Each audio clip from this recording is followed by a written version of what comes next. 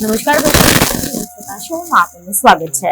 હાલ દેશમાં એક તરફ ઘણા બધા રાજ્યોમાં ગરમીનો પારો ચડી રહ્યો છે, લોકો ભીષણ ગરમીથી હેરાન થઈ ગયા છે। ત્યાં જ બીજી તરફ ઘણા બધા ભાગોમાં કમોસમી વરસાદ ભૂકા બોલાવી રહ્યો છે અને આના કારણે ધરતીપુત્રો મૃત્યુ પામી ગઈ છે।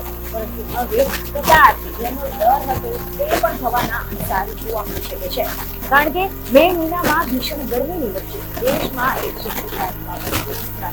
તૈયારીમાં છે। સમાચાર એવા મળી રહ્યા છે કે આ અંગે હવામાન વિભાગ દ્વારા એવું જાણવા મળી રહ્યું છે કે બંગાળની ખાડીમાં એક સિસ્ટમ બની છે જે ચક્રવાતમાં પરિણમે તો તેને શક્તિ નામ આપવામાં આવશે। રિપોર્ટ એવા મળી રહ્યા છે કે આઈએમડીએ આંદામાન સમુદ્ર પર ઉપલા હવાનું ચક્રવાતી પરિભ્રમણનું અવલોકન કર્યું છે અને આના કારણે 16 મે થી લઈને 22 મેની વચ્ચે ઓછા દબાણવાળા ક્ષેત્રની રચના થઈ શકે છે।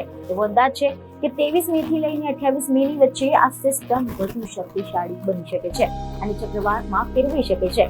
અને આ જો ચક્રવાતમાં ફેરવાયું તો તેને શક્તિ નામ આપવામાં આવશે। જો તે શક્તિશાળી ચક્રવાત હોય તો તે ભયાનક બની શકે છે। હાલ એ આગાહી કરવી મુશ્કેલ છે કે આ સિસ્ટમ ખરેખરમાં ચક્રવાતમાં ફેરવાશે કે નહીં। આ દરમિયાન ભારતીય હવામાન વિભાગનું કહેવું છે કે દક્ષિણ પશ્ચિમ ચોમાસું 27 મેના રોજ કેરળ પહોંચે તેવી શક્યતા છે, જે સામાન્ય રીતે 1 જૂનના રોજ આવતું હોય છે।